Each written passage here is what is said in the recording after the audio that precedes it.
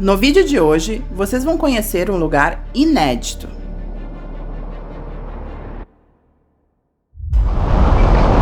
Olha o lugar que a gente tá hoje. Isso aqui é nada mais, nada menos que a casa de um barão. E aqui eu acho que tá outra carruagem, né? É, aqui tá a outra carruagem fúnebre da cidade. E esse é o barão, né? Esse é o Barão de São Luís. Esse é o dono da casa. Esse que é o que construiu a casa. Leopoldo Antunes Maciel. Me digam vocês, é um armário embaixo da escada? Será?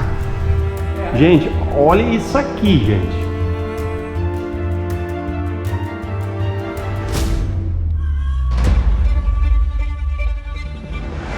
A gente tem o cofre, ou a burra, como era chamado na época. Burra? Sim, daí vem a expressão que o fulano está com as burras cheias de dinheiro. A gente sempre pensa que é um animalzinho, mas não, esse cofre se chama burra. Aqui então é um dos maiores acervos de roupas da época. É, a Desses gente tem investimentos. um acervo que desperta o interesse do Brasil, tem sido bastante comentado.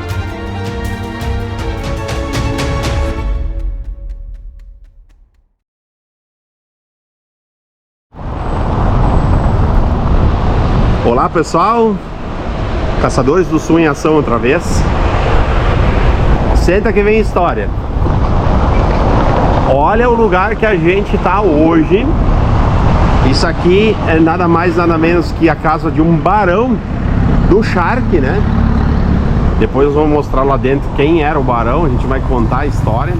Eu tô pegando aqui da frente que tá um pouco barulhento por causa da rua, que antigamente com certeza não era tão movimentada, com as carruagens, era construída em 1879, tá? E eu vou acompanhado com o Marcelo, que tá junto aqui, que é da prefeitura, que cuida desse prédio aí, que futuramente vai ser restaurado, né? Isso. Ele agora tá servindo só para algum depósito, umas coisas assim, pouca coisa, né? Tá sendo usado. Então a gente vai filmar ele todo por dentro, desde os porões, onde sim na época tinha escravos, né? E aqui tem a janela dos porões, ó, até o segundo andar onde dormia o barão. E espetacular, se vocês forem ver a decoração é espetacular. Vamos entrando lá, porque a gente vai fechar o portão aqui. Ó, esses portões já é tudo original. Essa parte aqui também tudo original, ó. Olha aqui o que ele tem aqui. Aqui infelizmente as pessoas já roubaram. Eles roubam esses rostinhos aqui. Agora parou, tá? O pessoal conseguiu estancar um pouquinho. Isso aqui é material nobre no caso, né? É bronze provavelmente, né? Olha só, olha o tamanho da janela, gente. Espetacular. Aqui é mármore branco, né? É, mármore de Carrara. Carrara, mármore. Isso é caríssimo hoje em dia, né? Uhum. Antigamente já era caro, né? Olha, ladrilho hidráulico, escaiola, né? Escaiola, ó, na parede. Ela é bem lisinha, com desenhos na parede toda ela. Como era muito caro trazer a pedra da Europa, se criou essa técnica de imitação. Então a gente aqui em Pelotas, a gente tem o que não é mármore mesmo, tem escaiola imitando pedra, que era mais fácil. Que na Europa era costume de botar pedra aqui também, no caso, pedra, né? Só que como era muito caro, então começou a se criar essa técnica que imitava, né? Porque se tu me disser, se fizer uma emenda aqui, digamos assim, me disser que são duas pedras, eu que não, vamos dizer assim, não sou profundo entendedor, já ia dizer, não, beleza? Passando o olho tranquilamente fácil. Podia ser uma pedra. Porque esse desenho aqui é perfeito, né? Olha só. Esse aqui ainda dá pra ver que é uma coisa que foi desenhada, digamos, né? Sim. Mas aqui já imita como se fosse mesmo os veios de uma pedra. Da pedra. Olha, aqui é a parte dos quartos, né? Isso. Quarto das crianças, ele tinha 12 filhos. Aqui a entrada principal. Olha quantas portas, gente. Olha o tamanho. E quantos uns 4 metros de altura por aí? Por aí? 4 metros, mais ou menos. É imenso o casarão. Vamos lá dentro. Que aqui tem coisas assim que eu falei, senta que vem a história. Se você ainda não foi no banheiro ou fazer uma pipoquinha, faça. Eu ia encostar, mas pode deixar aberto. Olha aqui, primeiro lugar. Me digam vocês, é um armário embaixo da escada? Será? Vamos ver o que é aqui. Gente, é um banheiro, gente. Aqui é um banheiro social. Banheiro onde as pessoas iam, ó, que visitavam o lugar, provavelmente, ó. Porque tem os banheiros nos quartos, tem suítes, né? Mas olha esse banheiro. Aqui era colocar um balde dentro, né? Uma bacia, um balde, e era retirado por aqui depois, né? Pra fazer a limpeza. Tem um banheiro. Olha que espetacular. Isso aqui vai ser muito poucos casarões que a gente vai filmar que a gente vai encontrar isso aqui, né? Olha, eu conheço esse. Você só conhece esse? Só conheço eu também agora conheço esse. Porque era de hábito na época, as pessoas muito ricas, elas tinham, aqui no Brasil a gente chama de retrete, que é a chaise percée, que é uma espécie de um trono com o mesmo furo no meio. Com sim, uma cadeira. Só que ela é móvel, tu pode levar ela para qualquer lugar da casa. Isso. E aqui não, tu tem a peça montada. Ele é fixo embaixo da escada. Ele fica fixo embaixo da escada, ele aproveita o espaço dessa... Essa cadeira eu já vi, tipo uma cadeira Nós mais... temos lá no museu. Isso. Então a cadeira eu já vi. Aqui pra cima então é o quarto, que era do Barão. Nós vamos primeiro fazer a parte de baixo aqui, depois a gente... Até quero agradecer o João também, que é colega do Marcelo, que acompanhou a gente a parte da manhã. Agora ele foi pra casa almoçar, o Marcelo vai acompanhar nós aqui ainda, que o João tava com mais fome que o Marcelo, então ele foi antes, né? Então, vamos entrar Brincadeira, aqui. Não tem nada a ver com isso. Aqui a gente já viu os vidros originais da casa, com as letras, ó, o S e o L de São Luís. S é daqui, né? Barão de São Luís. Barão de São Luís.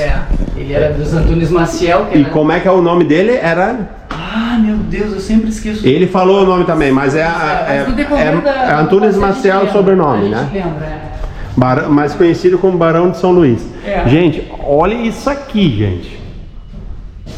É porque o que acontece? Nós somos do Museu da Baronesa, eu sou conservador restaurador de lá, e a gente trabalha com parte de pesquisa histórica e tudo mais, porque como nós somos uma equipe muito pequena... De outro casarão, né? De outro casarão, e a gente está sediado aqui porque a gente está em reforma lá, fica lá no outro bairro, no Areal, era uma chácara afastada da cidade, era um outro nível de moradia. Sim. Aqui são os palacetes do centro, e se escolhia, as pessoas muito ricas na época do século XIX podiam escolher onde iam morar, e era muito interessante se morar no campo por causa das condições sanitárias. Tu tinha água potável em abundância, tu tinha descarte de lixo com mais facilidade, então a questão das doenças e tudo mais, tu não tinha.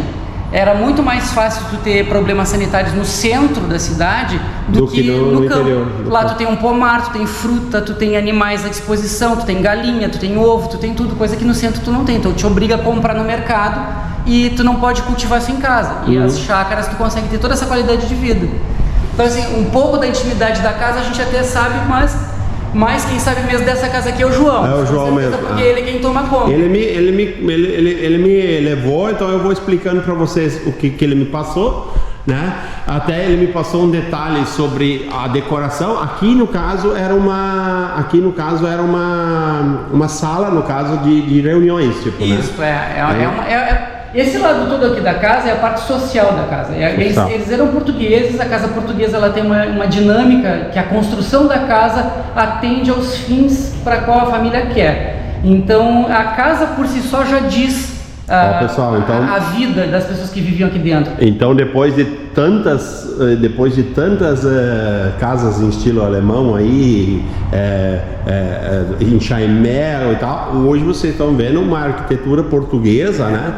É bem raiz mesmo, porque aqui nós estamos na cidade de Pelotas, tá, gente? É bem no sul do Rio Grande do Sul, tá? Então é uma das cidades, as primeiras cidades do Rio Grande do Sul, no caso, e que tem uma forte, que é o princípio de tudo é a colonização portuguesa com as suas fazendas de charque. Isso, E esse barão aqui era charqueador. Ele fabricava o charque para levar para São Paulo, para o Rio de Janeiro, para Recife. Não só o charque. Isso é uma das coisas que as pessoas sempre comentam, que Pelotas era conhecida pela questão do charque. Mas se produzia couro, por exemplo, se mandava para Boston, se mandava para os Estados Unidos, Inglaterra. Das graxas dos animais se fazia vela, se fazia sabão, sabonetes finos. A gente tinha uma fábrica de sabonetes finos aqui, a fábrica Lang. se mandava esses sabonetes para a Europa, para a corte. Então, os ossos dos animais, eles eram cortados, eram feitos em entalhes e enfeites para móveis, aquilo que parece ser marfim, aquilo é osso. Aquilo é osso nos móveis, tu tem tecla de piano, outras coisas, tu fazia com aquilo. Então, o boi se aproveita até o berro para fazer buzina, então tu tem de tudo um pouco. Então, a charqueada era uma imensa fábrica de muitos produtos, né? Sim. E aí tu tinha esse comércio imenso que tu tinha, e principalmente com o Nordeste, né? Que a gente mandava o nosso charque para o Nordeste para abastecer as fazendas de cana-de-açúcar, e aí os navios que subiam com o charque para lá voltavam carregados de açúcar, que era uma espécie de escambo que se fazia. Por isso Pelotas acaba virando a terra do doce, por causa da quantidade de açúcar que vinha para cá, né? Porque não era comum tu ter. E aquele era barato, no caso? E era muito comum também, porque como o açúcar durante o período do Império ele era muito caro, era uma questão de status. Tu servir numa festa doces cristalizados, servir uma cuca, aquele pão coberto de açúcar, né? Então, imagina tu servir isso para as tuas visitas, quando tu não tinha como adoçar, tu botava melaço no café para tu poder adoçar, e aqui tu tinha açúcar em algum Tinha um açúcar branco que era uma coisa rara. Exato, e aqui tinha... Era sinônimo de status e riqueza. Era como se servisse joias comestíveis, era mais ou menos isso, era muito status, E eu já aprendi um monte de coisa aí agora, então se vocês também aprenderam, então deixa o comentário aí já. Tá falando da arquitetura aqui do lugar e tudo, a gente tem que levar em consideração que essas casas aqui, elas são casas palacianas, né? Esses barões do charque, eles fizeram fortunas imensas, né? Existem historiadores que praticamente comparam os charqueadores daqui à época com os bilionários de hoje, né? Porque eles eram muito ricos realmente. Bom, vocês vão ver essa casa, para fazer essa casa aqui, muito rico, né? E isso que vocês vão ver agora, a casa, ela tá praticamente nua, né? Ela não tá exatamente como a família morava. Com os móveis, né? Não tá com os móveis. Os cortinados de veludo, todo o tratamento especial que se dava para casa, que a gente, tapetes caros vindos da Europa, né? Hoje em dia tu tá com a casa... O chão provavelmente brilhando, não? Hoje não tá, no caso. E tudo mais, então mas tá muito bem conservado esse palacete aqui, né? Tu tem a ideia do luxo. Ao ponto deles trazerem, o arquiteto que projetou essas 3 casas aqui principais é o italiano Isella, né? Que ele era um grande arquiteto do século XIX, que ele veio da Europa para fazer os 3 palacetes daqui. Que eram tudo da mesma família, né? São 3 palacetes aqui em sequência. Isso, tudo nesse estilo aqui. Aí só para puxar brasa para o nosso assado, naquele quadro ali nós temos o nosso barão e a nossa baronesa.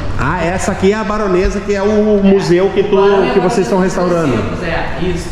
É o Aníbal Antunes Maciel Júnior e a Amélia Hartley de Brito Antunes Maciel. Ele era natural de Rio Grande, ela natural do Rio de Janeiro, ela era neta de ingleses, o avô dela era o dono do Bank of London e eles vieram para o Brasil para instalar a primeira filial do banco aqui no sul. Sério? Sim. E esse quadro foi pintado pela dona Sinhá, que é a filha mais velha do casal. Então dos hábitos ela que pintou esse quadro. E ela que pintou. E aqui, se a gente aproxima uma lupa, está escrito ao papai 1887. Então se não me engano, 1 ano antes do barão falecer. E ele foi pintado lá dentro da casa, lá dentro é o quarto de vestir, ou o boudoir, que eles chamavam na época, da casa. Então, quarto de vestir. O mobiliário original dos barões. Mais uma coisa que eu aprendi então. Era Bank of London, não era qualquer coisa, né? A baronesa. Não. Por isso que ela tem um museu hoje aqui, né? Mas ele não fica atrás também, porque o pai dele era o coronel Aníbal e ele tinha a 3ª maior fortuna do sul do Império, era dele. Do sul do país. Entre os charqueadores ele era o 3º mais rico. Nós tínhamos em Pelotas uma média de 15 famílias apenas que detinham toda a riqueza do sul. E eles eram a 3ª família mais rica. Caraca. Então, era muito comum no século XIX que as pessoas dessa elite, entre aspas, negociassem e casassem os seus filhos entre si.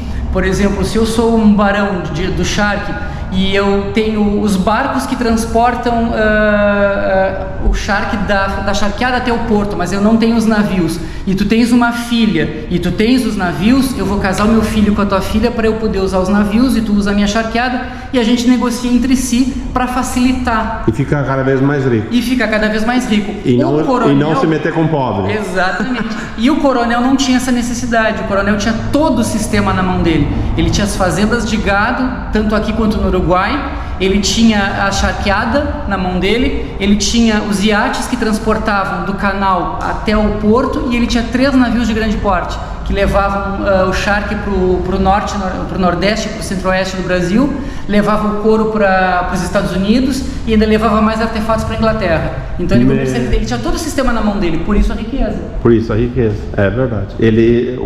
Cada dia as coisas caíam tudo no colo dele, né? Exato, é. Deixa eu só mostrar de você. Ó, eu tô chegando perto da janela. Essa aqui é a minha altura. Olha só, né? Agora vocês vão ver. Olha a altura que é a janela. Para vocês terem uma ideia. Cabe mais um eu aí em cima de mim aqui, mas só normal um pedaço. As portas aqui é uma varandinha, um pouco mais alto aqui, ó. A varandinha que hoje dá para praça, né? Provavelmente antigamente também era assim essa praça. Ali tem outro prédio antigo que era um banco, né? Ali não, ali que era lá? O Grande Hotel. Ah, o Grande Hotel, isso, não um banco. Lá era um hotel, então. Mas aí ele já é um pouco mais novo, ele não é tão antigo. Não é tão antigo, né? Não, ele já é século XX. Ó, lá tem um prédio antigo e na esquina também tem um prédio antigo, né? E na outra esquina sim, aí era um banco. Aqui do lado, ó, lá do lado tem outro palacete. Isso nós... Do Conselheiro Maciel. Isso, esse era conselheiro, também do imperador. A família tinha intimidade com a corte. Com a corte. Então, mais essa, né? Vamos lá que o troço é grande. Aqui a gente tem o corredor social da casa. Corredor social. Aqui tem uma coisa interessante que o João me mostrou, ó. Escalda-pés. O lava-pés, olha só. Depois lá embaixo vocês vão ver outro detalhe disso aqui. Olha aqui. Estão vendo que é um negócio de ferro aqui, tipo um pocinho, no caso, uma bacia, né? Aqui eram lavados os pés das pessoas que vinham para as reuniões, que vinham eram lavadas as botas, no caso, né? As botinas, os calçados, né? Então aqui ficavam os escravizados lavando os pés deles, né? Isso aí. Pelo menos os primeiros 1879, então 1889 foi a abolição, então pelo menos 10 anos teve escravizados aqui. Depois então teve que ter funcionários, né, que fizessem isso, né? Ó, e aqui era uma pré-sala, tipo, né, daqui vinham ou ia para lá para alguma... Primeiro tu entra aqui para fazer essa higienização, para tu não sujar a casa, e aí então tu vai para a sala de visitas. Se tu tiver um pouco mais de intimidade com a família, tu vai entrando para outros ambientes da casa. Se tu não tem intimidade... Se não era lá na frente. Tu fica lá. Essa questão portuguesa, ela é muito da privacidade da família. Sim. A casa... Família é uma coisa, amigos é outra. Tanto é que vocês vão ver depois ali na entrada, a gente tem o hall de entrada da casa, que é uma coisa comum à nossa casa lá, o museu também. O cofre da casa, ele fica na entrada da casa, no hall, e as pessoas acham isso muito estranho. Por que fica na entrada e não no escritório, por exemplo, mais para dentro da casa, já que é o dinheiro escondido? Não, é justamente o contrário, porque a pessoa que vai vir tratar de negócios, comprar e vender com o barão da casa, provavelmente é um estranho. Então essa pessoa não passa da primeira sala, ela só fica confinada ali na frente com o barão ou com quem for negociar com ela, e as moças, principalmente da casa, ficam nas salas de visita ou ficam nos quartos resguardadas, porque todas as portas têm postigos, tem cortinas de veludo. Então, as cortinas hoje a gente não tem. As moças ficam sempre resguardadas. Então, chegar um tropeiro, chegar um homem estranho à casa, um vendedor, alguma coisa, não vai passar daquela peça ali. Agora, se é um outro barão que negocia com o barão, são pares, são iguais no mesmo nível social e tem relação, esse sim, ele entra pro resto da casa. E se for amigo da família, aí ele adentra mais ainda. Aí ele é convidado da família mesmo, vai pra sala de janta, vai para outros lugares da casa. Então tu convida a gente, então já que tu é o barão agora, então tu vai convidar a gente. Ó, tudo escaiola, gente, olha aqui. Tudo escaiola. Tudo escaiola, olha a altura. Olha a altura disso aqui. Provavelmente uns 6 metros ao todo, né? Provavelmente. A gente tem mais salas aqui que a gente está usando. Agora a prefeitura está usando essa parte aqui para... Tem mais uma sala. Aqui é arqueologia. Tem um grupo de estudos de arqueologia. A gente encontrou um monte de artefatos, louças, outras coisas, ossos. Na reforma do Teatro 7 de Abril, embaixo do palco, se encontrou um monte de coisa. Então agora está sendo catalogado, está sendo inventariado, pesquisado, isso vai virar matéria de pesquisa. Embaixo do palco do teatro. Se encontrou muita coisa lá. Ó, parte da cozinha depois, que é fora da casa, parte funcional. Isso a gente vai ver depois. Aqui Agora, a gente tem olha a essa sala da casa, mas a mobília é nossa, lá do Museu da Baronesa, e ela pertenceu aos Barões de Três Cerros, né? Então essa é a mobília que tem aqui, além daquele quadro, esse quadro é daqui, né? O quadro originalmente era da casa, mas ele é nosso acervo também. Ele está emprestado para casa agora, porque como nós estamos fechados para restaurar... Esse é o Barão, né? Esse é o Barão de São Luís. Esse é o dono da casa, esse que é o que construiu a casa. Leopoldo Antunes Maciel. Aqui tá ele. Tá ele. Leopoldo. É. Barão de São Luís era proprietário do Casarão 6, localizado na Praça Coronel Pedro Osório, filho de Eliseu Antunes Maciel, primo irmão do Barão de Três Cerros. Isso. Ele era... Todos eram parentes. Do outro, da baronesa, ele era primo irmão. Isso, do Barão. Do Barão, no caso, Barão, né? Do Barão. Então tá aqui o Barão, ele tá trajado com a farda militar dele. Esse aqui é o coronel. Esse é o é o de Três Cerros, é o nosso, lá do Museu da Baronesa. Do Museu da Baronesa. Esse é o coronel Aníbal, que eu falei no início. Tá.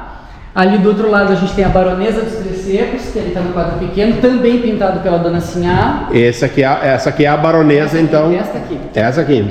Essa é a Baronesa dos Três Cerros, que é a do museu que tu cuida lá, no caso, que vocês estão restaurando. E essa aqui é a Dona Felisbina Silva, que é a esposa do coronel, mãe do Barão.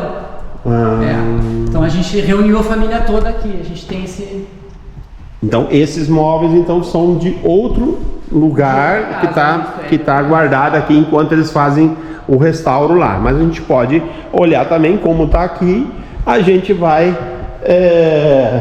dar uma olhadinha. Só que aqui vocês percebem uma coisa, ó, a minha mão eu tinha que fazer um tratamento, eu tinha que tomar um calmante, porque a mão que eu costumo mexer em tudo, esse aqui eu vou ter que controlar, então ela tem que ficar quietinha, que eu não posso mexer nas coisas, entendeu? Aqui mexer só de luva. Só de luva, e ainda tem um cara sempre cuidando de mim para ver se eu não transgrido nenhuma regra aqui, tá? Então aqui eu posso só mostrar, gente, então não posso abrir gavetas, nada, até porque é um acervo muito antigo, né? Falou agora em abrir gavetas, isso é uma parte muito interessante. Lá no museu a gente brinca que a gente tem a gaveta da terça-feira, porque nas segundas-feiras é o momento em que o museu está fechado para higienização. Sim. E a gente sempre encontra então alguma das gavetas abertas, porque no domingo a gente abre para visitação e o visitante tem uma curiosidade quase patológica de saber o que tem dentro da gaveta. Não tem nada. Não sou só eu, então. Não tem nada dentro das gavetas. Então eu não sou doente. Não, é normal. Curiosidade que bom. Isso. Só que a gente já botou até um adesivo dentro da gaveta assim, não abra as gavetas porque elas não tem nada dentro.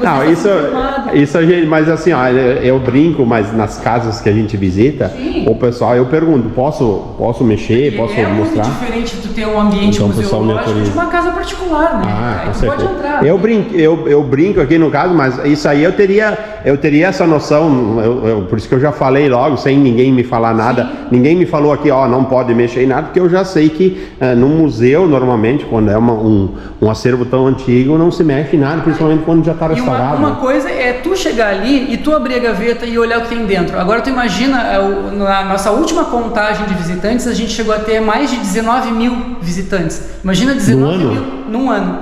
Imagina 19 mil pessoas abrindo a mesma gaveta. Tá estragado já. Já não existe mais. Não aguenta, né? Aqui, só para te mostrar uma curiosidade dos móveis. Aqui tem uma coisa que eu não resisti, peraí. Olha que coisa linda, né? Isso aí. Lindo isso aí. É opalina, né? Opalina.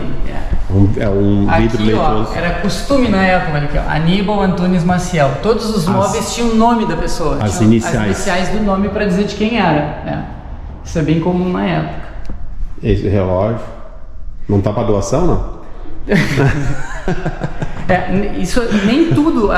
Isso é uma coisa que é muito, muito interessante também, que pelo museu se chamar Museu da Baronesa, as pessoas acreditam que elas vão entrar dentro da casa e vão encontrar uma casa senhorial tal qual a baronesa tenha deixado. E não, a nossa história ela é muito mais complexa. Sim. Porque viveram 3 gerações da família. Sim, isso eu sempre explico, né? Reformas, tiraram coisas, botaram coisas. A baronesa se muda de lá, ela vai embora, ela volta para a corte depois que ela fica viúva. Então a filha mais velha, Sinhá, e o seu Lorival, eles assumem a casa, eles têm os seus filhos lá dentro, eles começam a passar temporadas no Rio de Janeiro. Essas temporadas cada vez ficam mais longas, até que se mudam para o Rio de Janeiro também.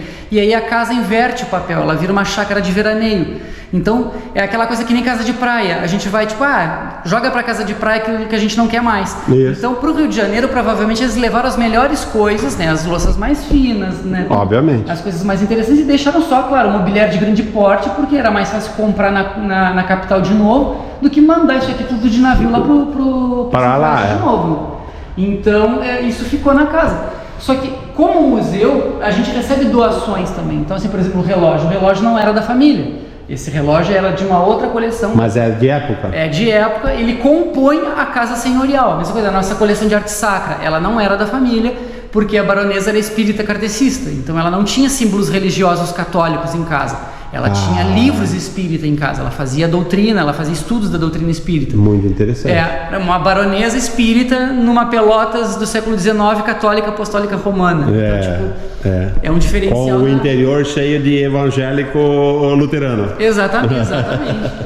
Que é os imigrantes alemães, porque aqui também foi uma das principais portas de entrada da imigração alemã. Então aqui tem uma grande colônia pomerana. A gente está perto da casa do Laerte. Para quem não conhece, para quem não sabe onde é que a gente está na volta da casa do Laerte, não é muito longe não, né? Claro que ainda dá uns 100 km, mas nós estamos muito longe. Aqui então era o escritório dele, que é para atender os clientes, digamos assim, os parceiros comerciais. A gente tem o cofre, ou a burra, como era chamado na época. Burra? Sim, daí que vem a expressão que o fulano está com as burras cheias de dinheiro. A gente sempre pensa que é um animalzinho, mas não, esse cofre se chama burra. Burra. Nós temos, lá no museu também nós temos um, só que o nosso não é fixo na parede, esse foi chumbado dentro da parede.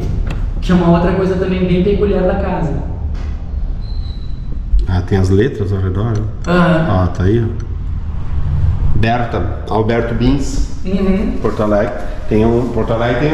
Era lá a fábrica, né? Sim. Alberto Bins, metalúrgica. E aqui, pra quem não conhece, a gente tem a maquete do museu, pra pelo menos ter uma... Esse é o Museu da Baronesa que tu tá falando. Esse aqui, então, a gente vai filmar quando estiver pronto, então. Isso, né? Quando estiver pronto, ele vai avisar a gente e a gente vai filmar. Esse é o Museu da Baronesa.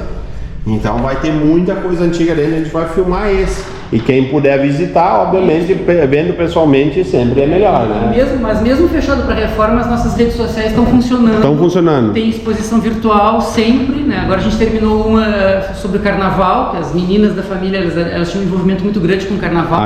Elas foram rainhas de carnaval dos clubes festivos aqui da cidade e tudo mais. Muito então a gente fez uma boa pesquisa e uma boa exposição sobre isso. Agora a gente vai começar uma outra no mês que vem, que é uma espécie de objeto do dia. Que a gente tem um projeto que se chama Junto a Ti, que começou com a pandemia, quando a gente teve que fechar as portas. Então, para deixar o acervo ao alcance do visitante, a gente começou a fazer fotografias de peças do acervo e publicando todos os dias, para que o visitante pudesse olhar e seguir nas redes sociais.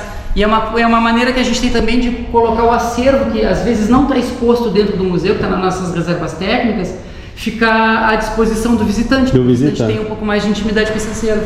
Muito interessante, muito bom. Por favor, não sentar. Isso hoje não é mais uma cadeira, hoje isso é uma peça histórica. Exatamente, uma peça de acervo. Porque o pessoal vê uma cadeira, vou sentar nela, né? Mas ela é uma cadeira até ela virar um objeto histórico, daí ela não é mais uma cadeira, ela vai ser um objeto histórico, tem que mudar o jeito de tratar. Olha só, em rosa, um salmão rosa, né? Com branco. Até aquele outro quarto que a gente visitou do lado do lava-pés, do lado de cima, o João comentou alguma coisa de sala das moças, né? Porque é mais enfeitado, tem um enfeite diferente. Então ele sempre tinha assim, se era dos meninos, aí era azul no forno. O século XIX tinha essa característica bem peculiar, assim. A gente brinca com as crianças quando vão lá nos visitar, digo assim, cada um no seu quadrado, literalmente. É isso. Tu tem o rico no lugar do rico, o pobre no lugar do pobre, o menino no lugar do menino, a menina e assim por diante. Cada um pertence ao seu lugar, seu nicho e desenvolve o seu papel. O menino, o irmão brincava com a irmã. Tinha o dia, né, de brincar. Sim. Mas os meninos, vamos dizer, o amigo dos filhos não brincavam com as meninas. Não, era tudo separado. Tudo separado. Exatamente. É uma coisa muito curiosa, assim, né? A gente às vezes não dá bola para isso. Porque eu digo, se eles levantar hoje em dia, onde eles estão enterrados, levantar, eles caem na mesma hora de novo. Porque do jeito que tá diferente hoje daquela época, né? Ó, tudo escaiola, gente. Não é aquela faixa de escaiola que a gente está acostumado. Aqui, então, olha só o corredor. Aqui é os quartos das crianças, né? Esse aqui eles têm umas coisas guardadas. O quarto é tudo a mesma coisa. Não é só um depósito, mas hoje está servindo para depósito. Na verdade, a casa, aqui tinha uma exposição, né? Essa casa aqui, ela vai ser reformada novamente e aqui vai ser já o museu da cidade. Essa casa inteira vai virar um museu. Vai virar um museu da cidade. Por enquanto, ela está fechada. Está sediando o Museu da Baronesa, né, em algumas salas. Aqui ficava o Museu da Colônia Maciel, aqui dentro, que ele sofreu, desabou o telhado, passou por alguns problemas sérios, então o acervo ficou guardado aqui dentro. O museu pertence à nossa Universidade Federal, então ele passou sediado aqui um tempo. Então, por isso que a gente está vendo esse lugar meio bagunçado, assim, porque na verdade a casa está esperando obra. Está esperando a obra. Ela não está pronta. Aqui tem infiltração. Não está aberta a visitação. Isso é bom que ele fala também. Que eu vou reforçar também. Aqui, entrada de fora, né? Aquela porta que eu mostrei lá de fora, né? As entradas de fora então da casa. Aqui era só para os mais íntimos, no caso. Não era... Aqui é a entrada para os quartos. Aqui tinha, outro quarto com uma varanda para fora. Né? E dentro do quarto tem outro quarto, Em duas partes. Em duas partes. Então, provavelmente, alguma dessas partes dos quartos, ou eram 2 quartos conjugados realmente, aí podiam ser quartos de criança mesmo. Sim. Mas alguma das peças que ficava na sequência, provavelmente aquela ali, fosse um quarto de vestir, alguma coisa assim, porque sempre as roupas ficam próximas. Quando tu sai da cama, já logo em seguida vem o serviçal, no pré-abolição, os escravizados vinham para vestir as pessoas, né? Porque as pessoas, os nobres da época e os mais abastados, eles literalmente eram vestidos, né? Porque as roupas eram extremamente justas no corpo. Sim. Então tu não consegue te vestir sozinho. Então Sim. tem que botar os braços para trás para botar um casaco. O espartilho tem que ser amarrado por trás. Então sempre tem que ter alguém para te ajudar. Tudo era os pessoal dos serviçais, escravizados, no caso, que fazia. E a roupa muito justa no corpo, justamente porque como tu não trabalha um trabalho braçal, né, um trabalho do nobre, Sim. dos mais abastados. Queria ver carregar pedra com aquela roupa, né? Não carregava de jeito nenhum, né? Era administrar os bens, era um trabalho intelectual. Isso. Então não se tinha essa necessidade de tipo abanar e levantar pedra, movimentos muito bruscos eles não faziam. Sim. Então por isso a roupa justinha. Perfeito a explicação dele, né? Eu acho que o João não queria participar. O João disse que não preferia não aparecer. O Marcelo já se dispôs a aparecer, então, mas enriquece muito o vídeo. Eu acho que o pessoal vai gostar muito. Tá acostumado a fazer E tu já assistiu os vídeos dos... Nossa, muito. Ele tem até um cemitério que ele me pediu agora onde é que fica, porque tem um cemitério que ele tem os parentes dele enterrados que a gente filmou, né? Ó, aqui é uma parte mais nova, no caso que eles falaram, né? Aí já é um jardim que a gente tem aqui, o jardim interno da casa, e a gente percebe também a diferença. Aquela parte ali, que é a parte dos empregados da casa, no caso, no início dos escravizados, depois no pós-abolição dos funcionários assalariados, a gente percebe que as janelas elas são mais coloniais, ela é um período bem mais antigo. Aqui, deixa eu só fazer um entre parênteses aqui. Se vocês observarem essa parte aqui, que então seria a parte dos fundos do casarão aqui, que seria a coisa assim, menos importante na cabeça deles, no caso, né? Aqui tem as janelas mais bonitas que a gente filma no interior às vezes, né? É verdade. Aquelas casas do interior, aqui tem as janelas lindas. Olha só que janela com enfeites. Olha aquela parte da cozinha ali, coisa linda, né? Uma varandinha. Isso a gente filma nos interiores muitas vezes, né? E vocês vão ver que por baixo aqui, ali tem o chão é de tábua em cima. Vocês vão ver por baixo que tem muita semelhança lá do interior. Aqui eu só vou mostrar um pouquinho por dentro. Aqui é um lugar das visitas, né? Isso, os quartos de hóspedes da casa. É mais novo já, né? Não foi construída depois daquela parte ali, porque aquela dá pra ver que é muito mais antiga. E é uma parte de visita. Aqui ficavam os hóspedes. Quem viesse visitar ele ficava hospedado num desses quartos aqui. Tem 4 quartos aí, né? E banheiro separado. Banheiro separado lá no fundo. Banheiro separado lá no fundo. Então vou mostrar ali a parte da cozinha. Vamos lá. Aqui tu tem um jardim interno também, porque tu pode desfrutar de um ambiente um pouquinho mais natural, né, mais em contato com a natureza, sem ter que ir para a rua, né? Sim. Porque não era aconselhável que as moças e as mulheres da casa fossem para a rua, a menos que estivessem acompanhadas do marido ou do pai. Sim, né? então elas tinham um jardim aqui. Imagina esse terraço aqui para se tomar um chá. Na época a mulher só podia sair acompanhada com o marido, né? Ou o pai. Ou o pai. O irmão mais velho, mas sempre um homem junto. Um homem desacompanhado. Nunca desacompanhado. Pois é, olha só. Aqui embaixo tem um porão, depois nós vamos mostrar o porão também. Aqui então a gente já tem esse corredor que ele faz parte do conjunto funcional, aqui começa a parte funcional da casa. Então a gente tem dentro dessas casas senhoriais, a gente tem tudo que uma casa de rico hoje em dia tem. Então tu tem a lavanderia, tu tem a parte de cuidar das roupas, tu tem despensa, tu tem cozinha e tu tem as dependências de empregados. Ó, aqui então era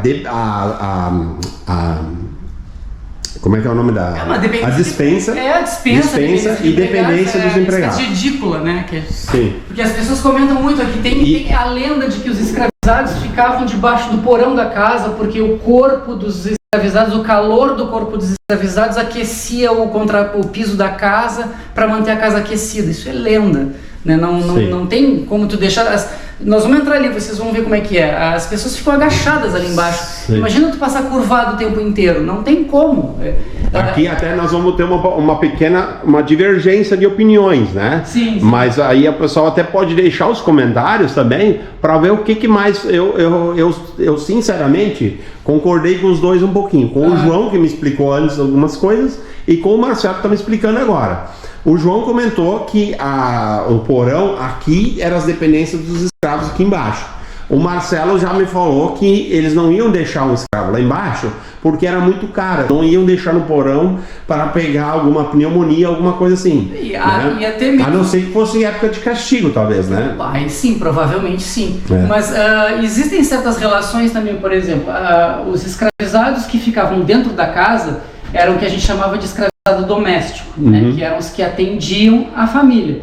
Então eles serviam a mesa, eles preparavam as refeições, eles trocavam as roupas de cama, né? Eles recebiam as visitas. Era como uma casa de hoje, de uma pessoa abastada de hoje, só que hoje tem empregados, né, trajados. Então eles eram trajados com roupas finas, né? Por quê? Porque isso aqui é uma casa fina. Então eu vou pegar um escravizado que está lá vestido com uma libré que eles usavam na época para atender um banquete, uma coisa, e eu vou colocar ele debaixo da casa, no chão batido, com teia de aranha, com sujeira, com terra, né? E ele vai voltar para servir a mesa com as mãos sujas de barro? Não, eles tomavam um banho, eles se banhavam, eles se limpavam, eles não podiam estar cheirando mal, porque eles estão atendendo a casa de um barão. Né? E até o tratamento deles era diferenciado. A gente tem muito a ideia do escravizado da charqueada, do escravizado da fazenda.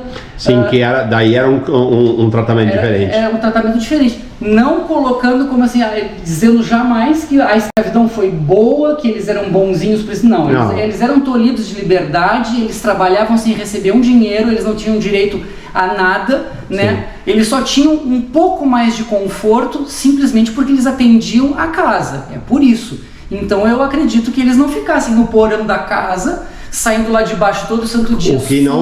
O que não diverge de que lá numa fazenda, eventualmente, que eles não tratavam a casa, vamos dizer, não faziam a comida, eles ficavam nos porões. Sim, como nos muitos porões, na sala e tudo mais.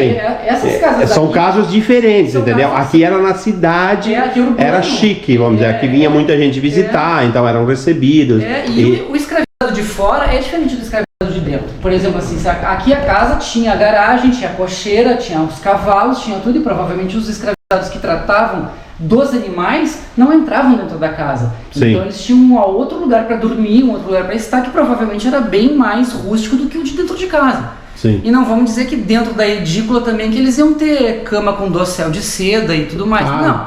Era um colchãozinho de palha, provavelmente no chão, ou uma caminha muito simples, porque eles eram serviçais da casa. Só que eles ficavam abrigados, eles usavam roupas mais confortáveis. Por quê? Porque eles precisavam atender a casa. Outra observação, ó, vocês viram que aqui, ó, que nem assim, o chão tudo igual, né? Mas aqui já não é mais tão alto. Lá era muito mais fresquinho, lá parece ter um ar-condicionado. Aqui já é mais. Não é um dia quente hoje, mas aqui já percebe é diferente. Aqui já tem a altura das portas, digamos, já é das mais altas que a gente filma normalmente. Ela já é muito alta. Só que aqui já é bem mais baixo que lá na frente. Lá é luxo, aqui é coisa de rico. Lá é luxo, aqui é coisa de rico. E existe muita diferença entre a arquitetura palaciana e a arquitetura funcional, né? A arquitetura funcional, ela atende a uma necessidade, ela não necessariamente precisa ser enfeitada. Mesmo assim, a gente vê que tem ladrilho no chão, tem escaiola na parede, para um corredor de acesso à parte funcional da casa, para a parte. Olha o comprimento, lá no fundo é a entrada. Então, claro, a gente percebe também, a casa fala por si só, a gente percebe que a escaiola daqui, ela é muito mais simples do que a lá de dentro. Aqui tu só tem a imitação de pedra, lá tu tem o stencil, fazendo o desenho, aquelas franjas, os contornos e tudo mais, porque era muito mais ornamentado, porque era onde os donos da casa ficavam. Exatamente. Aqui a gente tem a cozinha da casa. Só essa casa aqui já daria um vídeo, né, gente? Daria um vídeo legal já pra gente filmar, né? Quando a gente acha uma casa dessa no interior. Os dois ambientes da cozinha, que a gente chama de... Lá no museu também tem isso, né? Que é a cozinha suja e a cozinha. Sim. Tem os dois ambientes porque o que acontece? A cozinha onde se preparam os alimentos, ela é mais limpa, né? Então ali tu já está preparando, temperando, colocando no forno e tudo mais. E a cozinha suja é onde tu abate o animal, onde tu depena uma galinha, onde tu vai abrir o animal, tirar as vísceras, né? Então essa era a cozinha suja. É uma herança medieval, né? Que a gente tem das cozinhas dos castelos medievais, né? Onde tu matava, tinha sempre aquele fogo no chão e tal. Aqui já não tinha fogo de chão. Sim. Mas tu tem essa herança da cozinha suja onde os animais eram abatidos. É bonito. Olha, os azulejos são portugueses. Portugueses, são muito antigos. Esses ladrilhos, tudo um diferente do outro, coisa mais linda isso aí. Pelotas ainda tem uma fábrica de ladrilhos. Ainda tem? Ainda tem. É espetacular, a casa toda assim, independente. Aqui percebe o teto, o formato do teto meio capela, por causa dos vapores e da fumaça. Para dissipar melhor, né? Dissipar melhor. Esse fogão aqui eu nunca vi assim. Esse aí já é do museu. Esse é de e ele não é tão antigo também. Esse já é da primeira. É um Venax, né? Não é. Mas eu digo, esse já é uma peça bem interessante já pra mim, já, né? Já dá pra colecionar. Já dá pra colecionar, sim, com certeza. Aqui a gente tinha os banheiros da casa também, os banheiros de fundo, mas aqui eles não são mais, já foram mexidos, eles foram adaptados. Mas aquele bidê é original, né? O bidê é. Olha aí. A gente ainda então aqui a parte nova. Lá em cima, ó, a gente ainda tem. As pinturas por cima. E olha que interessante o exaustor. Um exaustor no meio. Ó. Com certeza esse lustre não era da época. Não. É um invasor. Olha aqui. Esse é ágata. Esse é aloçado. É ferro com o aloçado aqui, né? Uma semi-porcelana, tá escrito num outro lá em cima que a gente vai ver logo. Eu vou mostrar pra vocês. Então, o pessoal chama esse aqui às vezes, né? Não é porcelana, ele é semi-porcelana, porque ele é um ferro coberto com porcelana.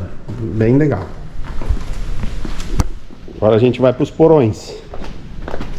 E o que tudo se passava na época dos porões? Só Deus sabe também, né? Senão, que a gente assim vai por hipóteses, né? Sim. Porque, né, o que tudo tudo se passou aí, né? Pois é. Há quem diga que aqui ficavam os escravizados, há quem diga que isso aqui era onde eles eram castigados. Só que a gente lembra das casas que... Até mesmo vocês já entraram em várias casas. O que a gente faz no porão da casa que é mais fresco? Guarda queijo, guarda vinho, né? O que não pode pegar calor. Pelotas tem um clima muito diferenciado. A gente tem um inverno muito frio e úmido e o nosso verão é extremamente quente. Então tu precisa ter um lugar fresco para guardar as coisas. Para guardar as coisas, é verdade. Linguiças, essas coisas todas, os embutidos, né? Isso tudo precisa de uma temperatura um pouco mais igual às casas. Ser guardado, né? Então... Aí tu imagina tá coberto, olha a dificuldade que tu tá tendo de andar aqui embaixo. E essa parte do porão ainda ela é mais alta. Eu aqui 1,80 m de altura aqui e eu tenho 1,85 m. Então, olha aí, tu já tá um pouquinho inclinado. Um pouquinho inclinado, Tu vai passando tem lugar que é menor ainda. Tem lugar que é menor ainda. Essa porta aqui tem 1,5 m. Olha aí. E vocês viram a parte de baixo aqui, tudo que nem as casas que a gente filma, não tem nada diferente, né? Tu olha no porão, tudo se iguala. Onde eles não estavam escondendo ou não estavam querendo se aparecer, digamos assim, é o que a gente fala no popular, né? Onde ele não estava querendo se aparecer, a gente começa a ver as coisas igual no interior, onde eles não escondiam as coisas. Aqui começa a ficar mais baixo ainda. Mais baixo ainda. A gente está debaixo do terraço do Jardim dos Fundos. Aqui é o terraço, ó. Essa aqui é a minha altura, ó, aí ele tá ali debaixo. Vamos descer lá no outro lado. Aqui não dá pra passar, não, ela tá fechada. Aqui tá. Tem aquele outro porão lá que não tem nem um chão assim. Vamos lá que depois a gente vai lá pra cima. Dá pra cima, tem um último andar ainda lá, ó. Pra gente ter até uma vista da cidade também. Deixa eu mostrar pra vocês. Ainda tem mais tudo isso aqui, então. Tem mais os fundos, é tão grande que tem mais. Aqui então poderia ser. Isso, a gente já vai fazendo suposições, né? Nem tudo aqui é adaptado já, mas aqui tu consegue andar em pé aqui. Sim. Então provavelmente essa parte dos fundos e aqui de baixo, como ela era afastada da casa, provavelmente ficariam aqui os escravizados que cuidavam aqui tá dos isolado. Cavalos e tudo mais. Então, eles ficam longe do resto da família porque não tem necessidade deles ficarem dentro da casa, porque eles só tratam dos animais. Sim. Vou abrir pra vocês verem o pátio. Aqui tem, ó. Lá era a garagem. A garagem, já na época ficava a carruagem da família. E ali se dava de beber pros cavalos.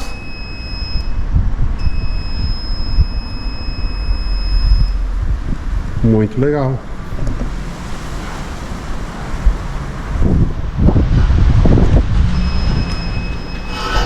Que barulho é esse?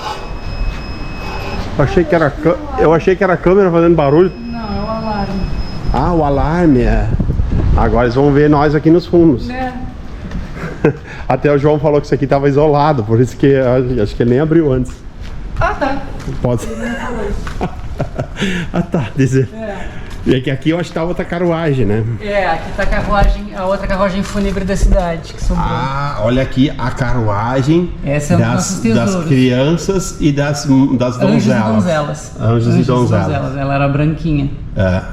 Olha só, tá aí ela, ó. Tanto é que a gente tem os dois suportes ali em cima pro tamanho dos caixões. O caixão das moças é o maior embaixo e o das crianças tem um suporte menorzinho em cima.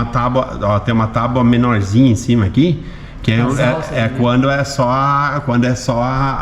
uma criança, né? E quando era uma moça, no caso, que é um pouquinho maior, então era de baixo. Isso. É lindo demais, né?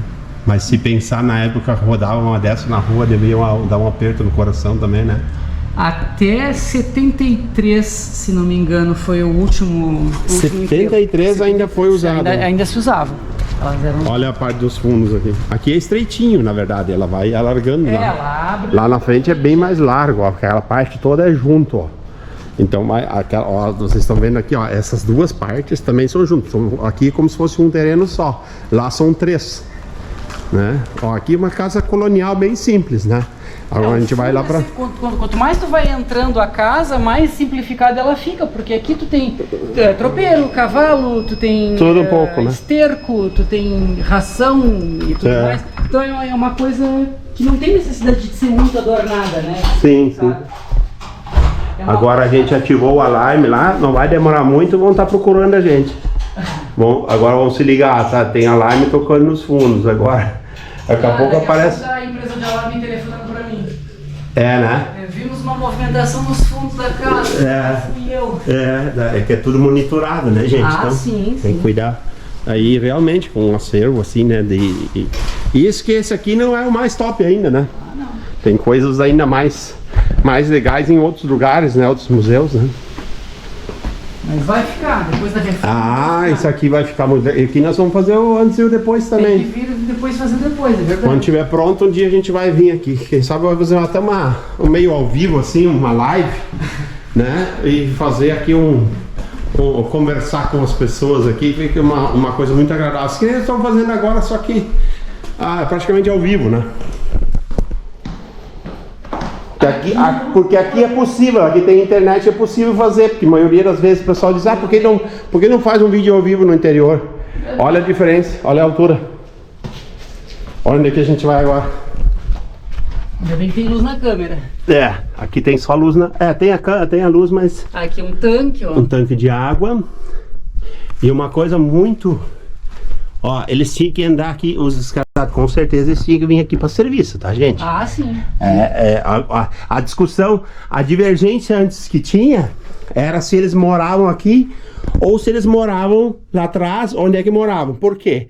Ele até falou um negócio interessante também, o João também comentou isso. Porque se estivessem aqui... O João que falou isso aí. Se estivessem aqui, eles não moravam. Porque se estivessem aqui, eles poderiam escutar a conversa deles também, lá em cima, não era? E ficavam sabendo das coisas que era tratado. Então aqui eles vinham só para serviço. Aqui era feito fogo para aquecer o lava-pés. Ó, tá aqui ele, ó. Esse é o lava-pés lá de cima.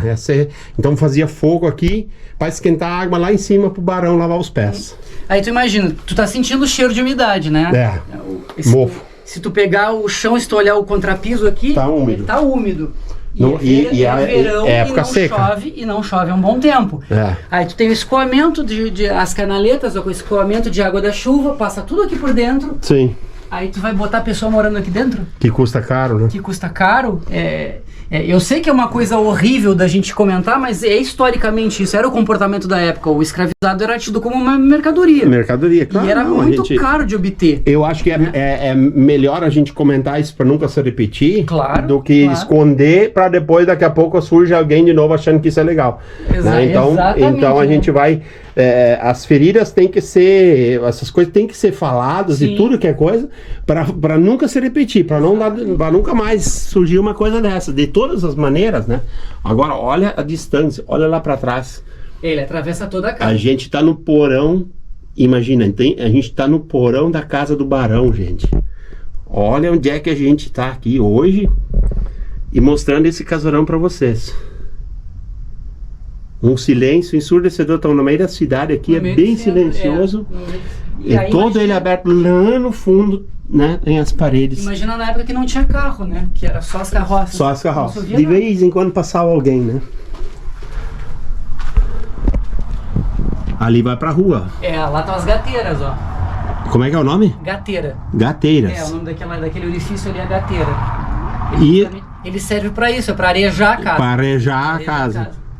E aqui a gente vê as madeiras ainda falquejadas, né, que a gente chama, né? Sim, aqui também. Eu vou mostrar daqui, não precisa nem ir pra lá. Olha aqui.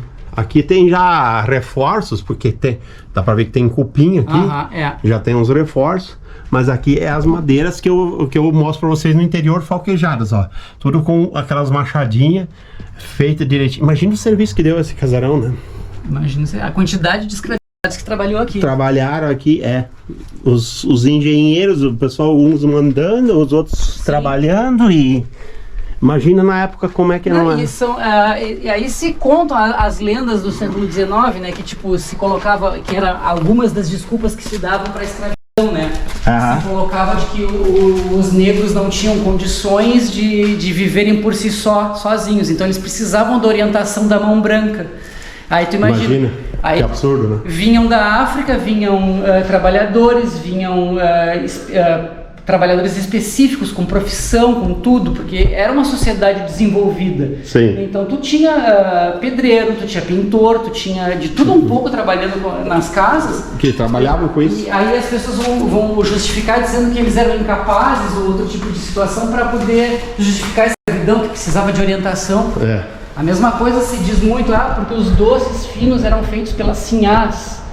A sinhá vai entrar com um vestidão dentro da cozinha para ficar mexendo o tacho? Então, elas escravizadas elas que ensinaram, hoje a doce aqui é por causa das escravizadas. Nós temos assim, a influência cultural negra, ela é muito forte. Aqui em Pelotas, principalmente, nós temos praticamente metade da população é negra na cidade de Pelotas. Sim. A gente tem muitas casas de santo, de religião de matriz africana. Sim. E a manufatura das comidas dos santos, isso influenciou demais a culinária daqui. Sim. Né? Tu vai, por exemplo, oferecer uma oferenda ao Oxum, por exemplo, que é o orixá das águas doces e tudo mais. A oferenda dela é o quindim, por exemplo. Sim, só que eu tenho um amigo que mora em Portugal e a gente brinca muito com isso. O quindim português ele é completamente diferente do quindim brasileiro. O quindim brasileiro tem coco. Quem é que colocou o coco na comida? o negro. As escadas É, deixaram ele melhor? deixaram mais gostoso. Né? Eu não sou muito de quindim, eu experimentei uma vez, não experimentei, não comi. Eu adoro doces de ovos. É. Todos os doces de ovos. Olha aqui a porta, então a entrada, aqui embaixo é aquele banheiro que a gente falou antes, é aqui embaixo. E agora a gente está subindo lá no quarto do barão. A gente está, olha toda a escadaria que a gente tem que subir, ó. Subindo 2 lances de escadas, agora a gente está chegando na parte de cima da porta de baixo. Agora mais um lance de escadas, que não é pouca coisa. E a gente está chegando no segundo andar, digamos assim. Vou fazer como um bom pelotense, não reparem a bagunça, porque vocês pegaram de surpresa num dia de manutenção. E eu sou, vamos dizer, como é que eu vou fazer? Eu vou ser um bom youtuber, ou como é que eu vou falar, e vou reparar na bagunça. Já que tu falou, eu vou olhar ela. Então aqui era o quarto do casal, o quarto principal, né, dos Barões de São Luís. Né, hoje em dia ele está sediando o escritório do Museu da Mesa, né? Do museu, é aqui. A mesa do restaurador está aqui, a da diretora está ali. Aqui é a tua mesa? Aqui é a minha mesa. Então... Muito pouco eu fico aqui. Sim, restaurador fica sempre. Tu trabalha com restauração. Eu sou conservador restaurador do museu. E bota a mão na massa? Bota a mão na massa. Tu vê uma coisa aqui? A parte que a gente mais trabalha, na verdade, é a conservação preventiva, né? Que é, no caso, é dar manutenção nas coisas, é a limpeza. Para não estragar. Para não estragar, para evitar que se restaure. Porque se restaura já é uma coisa que já se faz, né? Que já não é legal, né? Altera, e é um processo muito caro também, né? Então, para evitar esse gasto... É um processo cirúrgico, né? Exatamente.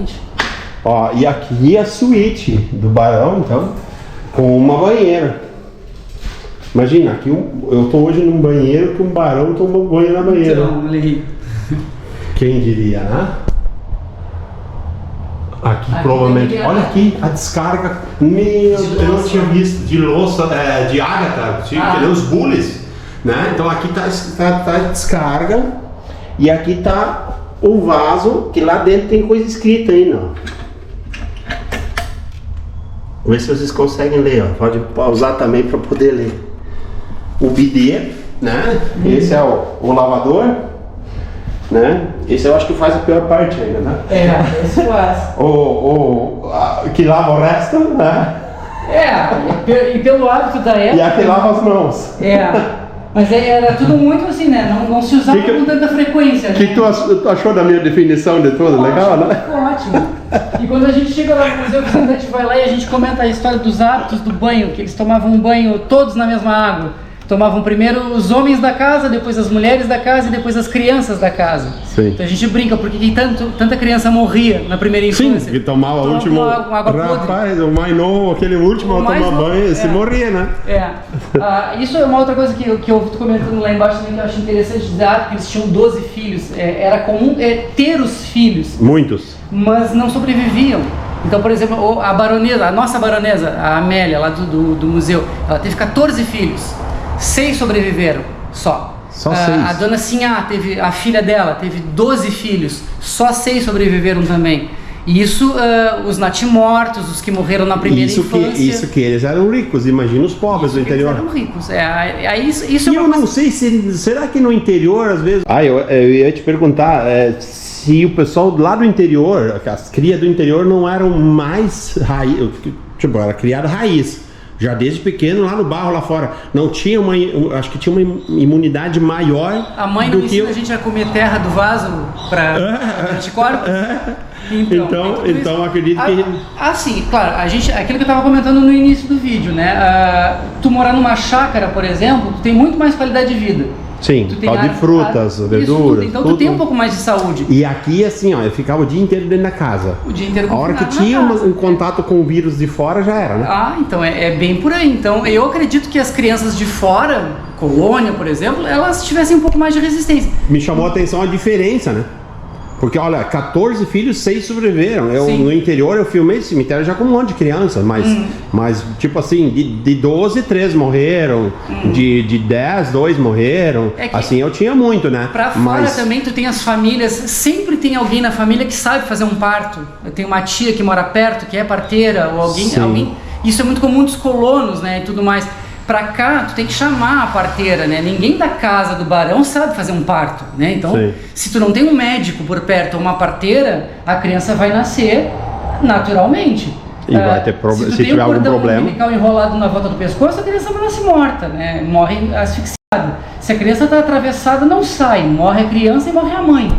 Então isso era muito comum. Então nas cartas da baronesa mesmo, a gente tem uma coleção bem grande de cartas da baronesa para a filha dela, quando ela se muda para o Rio, que ela fala muito disso assim, toda vez que se mencionou um parto e que o parto foi bem sucedido, sempre é colocado o pior já passou, né? Ela passou pelo pior e agora ela se encontra bem, mas o momento do parto era extremamente difícil, tanto para a criança quanto para a mãe. Muito risco, né? Muito risco. Eu não sei a cabeça da mãe, vamos dizer assim, né? Eu tô me colocando, se eu, sendo na época uma mulher, se eu teria coragem de ter tantos partos sabendo do risco, né?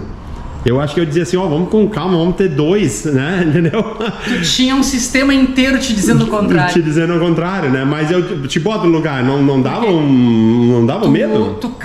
É que tu tá dentro de um sistema que é aquilo ali, tu não tem como fugir. Tu imagina, a baronesa casou com 15 anos de idade, o marido tinha 25, era um homem feito. As mulheres tinham já, logo depois do parto, elas tinham as amas de leite para amamentar os filhos. Aí hoje em dia se diz, porque não era para deformar os seios das baronesas e das nobres, coisa e tal. Não, é porque a partir do momento que a mãe está amamentando, ela não está fértil, então ela está preparada para amamentar a criança.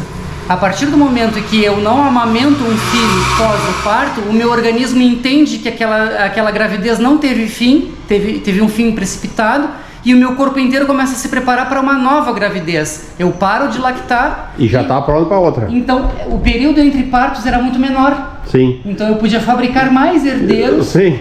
Na época tinha tipo 1 por ano, né? E olha lá. E olha lá. Vou mostrar só um pouquinho aqui do quarto deles. Logo nós vamos mostrar ali, tem uma coleção de roupas. Mas eu quero mostrar o terraço também, ó. Isso aqui nós não podemos deixar de mostrar. Gente, olha que coisa linda isso aqui. Ali tá outro casarão, olha a cúpula dele. Casarão esse ali pertence à prefeitura também? Não, aquele ali pertence ao FEPEL, a universidade. Da universidade. Tá, viu, ó. De repente a gente conversando com eles, né? É o Museu do Doce aqui, ele tá aberto à tarde. Ele tá aberto, tá. É o Museu da Universidade, ele conta toda a história do doce. Ele complementa a história daqui das casas. Tá. Então a gente pode, de repente, combinar com o pessoal de tarde. E das 3 casas é a mais rica. A mais rica é aquela ainda. Rica. Essa aqui, eu acho essa aqui a mais bonita, por causa do formato, ela parece um templo grego. Tá. Ela é bem o exemplar da arquitetura neoclássica mesmo, embora as 3 sejam neoclássicas. Mas aquela ali por dentro ela é muito mais sofisticada. O outro é aquele, ó. O outro é aquele ali, que é outro casarão. E olha o banco. O banco não, o Grande Hotel. O banco Grande é o outro Hotel. lá atrás. O banco é o outro na esquina lá. Eu sempre confundo os dois. Aqui, ó, aqui tem outro casarão na esquina e na outra esquina tem outro casarão antigo. Isso, ali era dos Assunção e aqui são as casas geminadas, que ali também é da UFPEL agora, e tem o Museu Carlos Ritter ali dentro, que é o Museu de Ciências Naturais, que vale a pena a visita também. Visita também. Dá pra entrar ali na casa também. Vamos ver detalhe que a gente faz. E essa tá restaurada, tá bem bonita. Olha que lindo isso aqui, gente. Com as estátuas em cima, ó.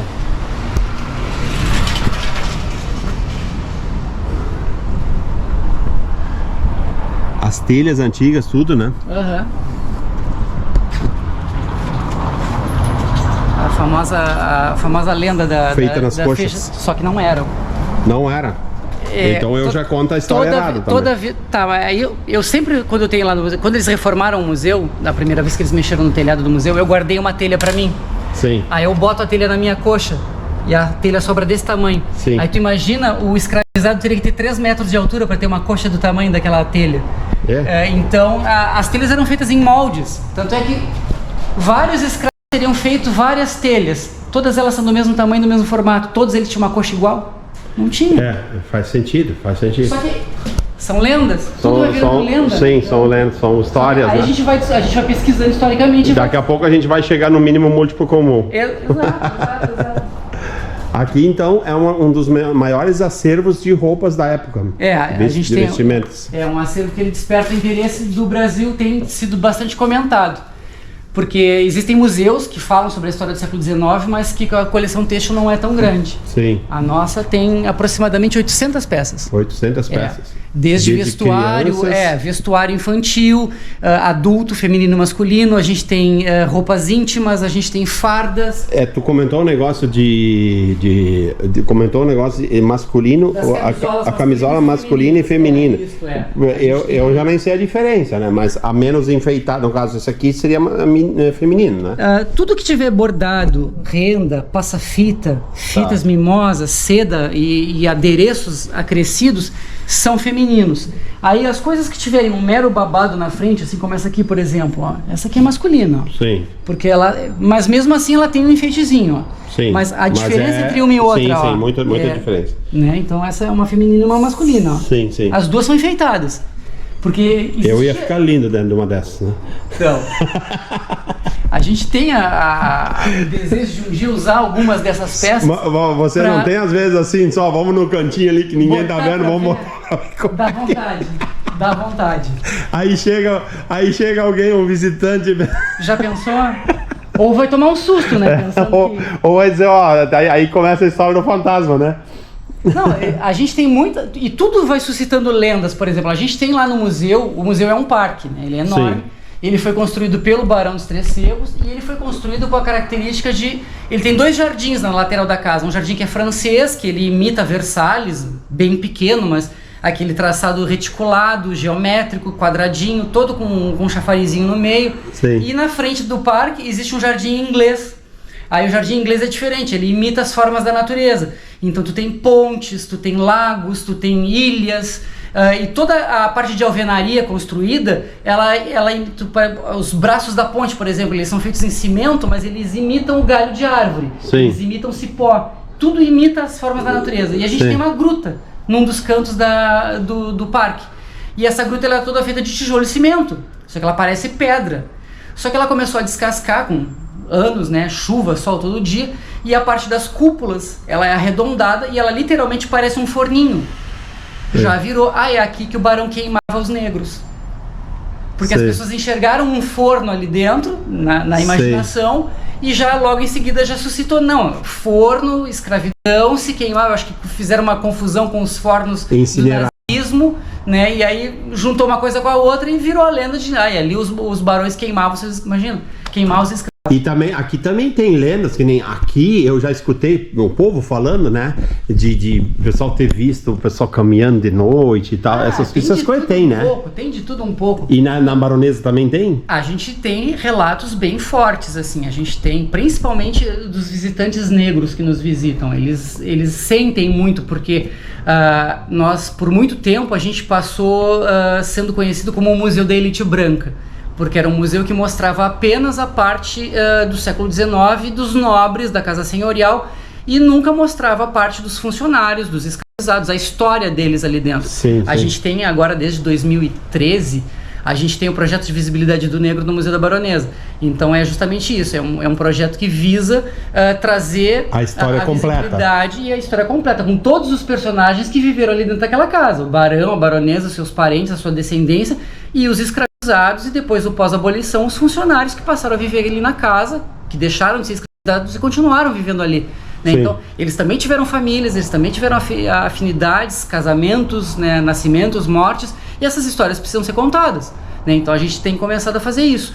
Só que muitos visitantes têm esse relato, eles perguntavam muito assim, mas o sangue dos meus antepassados está aqui dentro, o sangue dos meus antepassados construiu essa casa.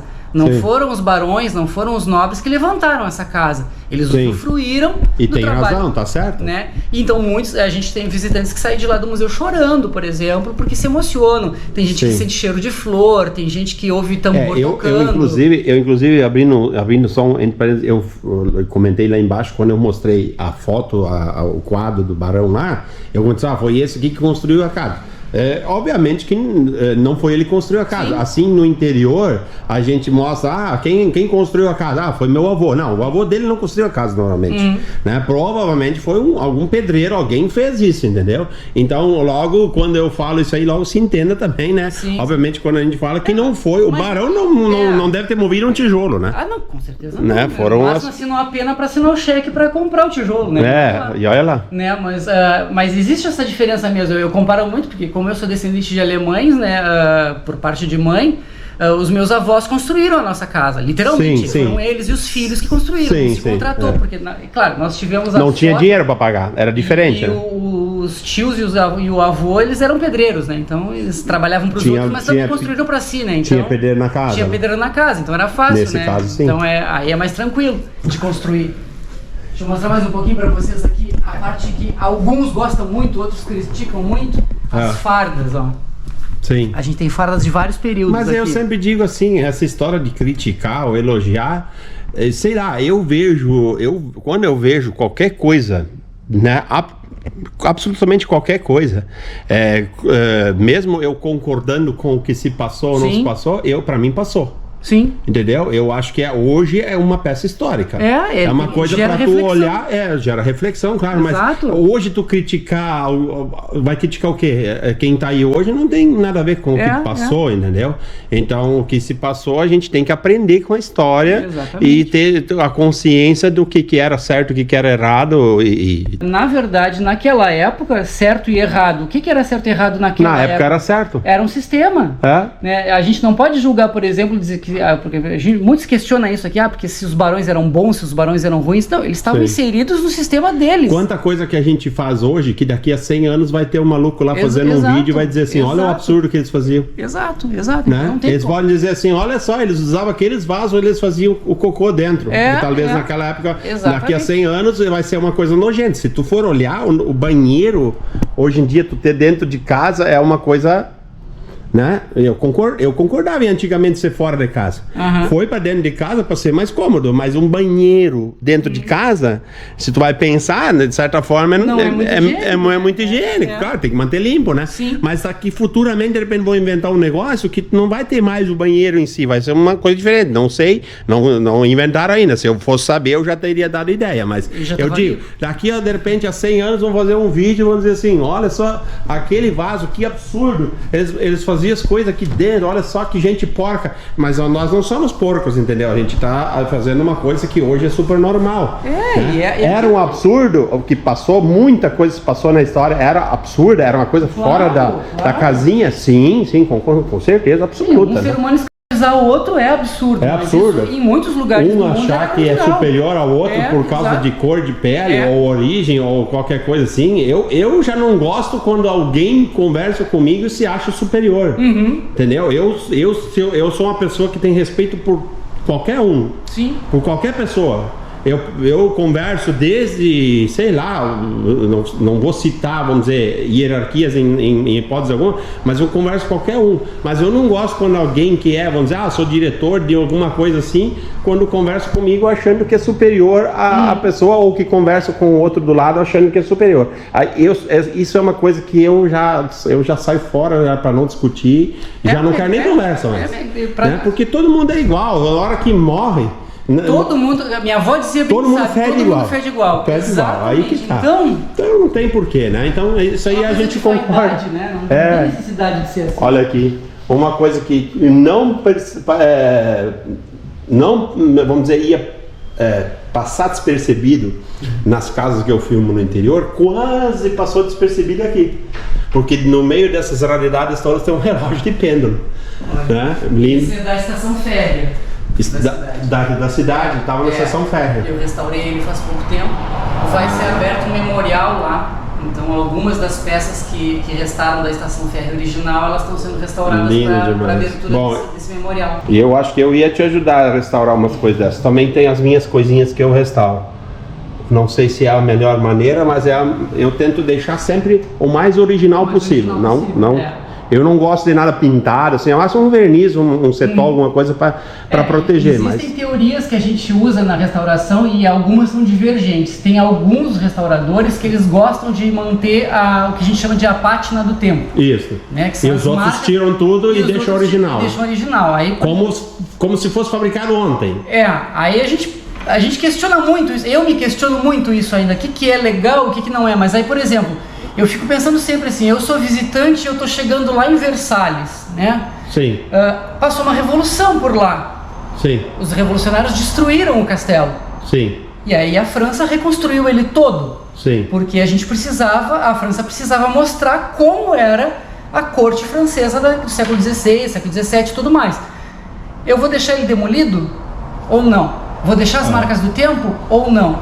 Se eu tenho condição de deixar ele... Porque isso aí, o visitante que não conhece nada de história vai entrar num lugar e vai ver um espelho, por exemplo, com a moldura toda repintada, mas respeitando as marcas do tempo. Então ele já está... Alguém passou betume em cima dele, alguém sujou ele, ele escureceu, porque aquilo vai envelhecendo, vai oxidando. Então tu faz o pontilismo, faz o tratégico, que são técnicas que a gente aprende na faculdade, para disfarçar e manter uma harmonia na peça. Sim. Aí a pessoa vai olhar para aquilo, o espelho era marrom. Não, ele tinha folha de ouro, ele reluzia. Então tu vai ali e vai dizer que tu vai encontrar um espelho marrom e vai dizer, ele era assim. Entendesse? Então eu questiono muito isso. Eu gosto de deixar o que eu gosto em casa, assim, vamos dizer, as coisas que eu tenho é, vamos dizer assim, limpar, só limpeza mesmo. E vamos dizer, se ela foi pintada 10 vezes e aparece as 10 cores, eu no máximo passar um verniz por cima, tirar o seco assim, né? Passar um verniz por cima e deixar as 10 cores. Porque as 10 cores fazem parte do tempo, né? Sim, eu acho mais... mas é um objeto teu, né? Que vai ficar na tua casa e tu gosta dessa parte. Exatamente. Outra pessoa gosta de outro jeito. E é o que a gente estava falando antes. Tu falou assim, essa casa aqui, tu nunca vai entrar na casa e achar tudo como estava em 1879. Porque passou 3 gerações. Então por isso que eu deixo a tinta do tempo. Porque ela é a história da peça. Aquela peça tem uma história. Um dia foi verde, outro dia ela foi azul. E ela não foi só um dia, ela foi anos. Quantos anos? Então quanto mais tinta ela tiver, mais história ela vai trazer, né? Isso é meu gosto. Só que aí tu tem o compromisso de mostrar pra pessoa essa história que tá ali em cima. Isso. Porque se tu contar, né? Porque senão tu deixa o objeto ali parado e o objeto vai contar por si só uma história. Na verdade a história vai ser de quem está interpretando. Exatamente. Aí se tu pega um objeto, tu deixa todas as marcas do tempo nele, tu precisa explicar. Olha, ele não era assim. Ele ficou assim porque ele caiu, alguém pegou com a mão suja. Então foi passando, poeira ficou durante décadas caindo ali em cima. Perfeitamente. Né? Senão a pessoa vai chegar e vai dizer, não, mas era desse jeito. E não era, né? Então tem essa perfeita colocação. Bom, acho que era isso para hoje, né? Vídeo longo. Né? Obrigado, Marcelo. Agradecer o João também, que ajudou a gente de manhã. Assim, você não tem ideia do que agregou no vídeo. O pessoal pode deixar o comentário do Marcelo também, com certeza esse vídeo ele vai assistir, né? Mas eu já sou fã do canal, imagina agora então. Assistiu os outros, então vai assistir esse também, tá, pessoal? Então assim, se inscreve quem não for inscrito ainda. Tem muito vídeo no canal, tem mais de 1000 vídeos no canal, tá, pessoal? Então assim, quem não for inscrito, dá essa força para nós, se inscreve e deixa um like pro Marcelo, ou para mim, ou pro João, que não apareceu aqui, mas também contribuiu um pouquinho, tá, pessoal? Então, e até o próximo vídeo. Valeu, Marcelo, obrigado.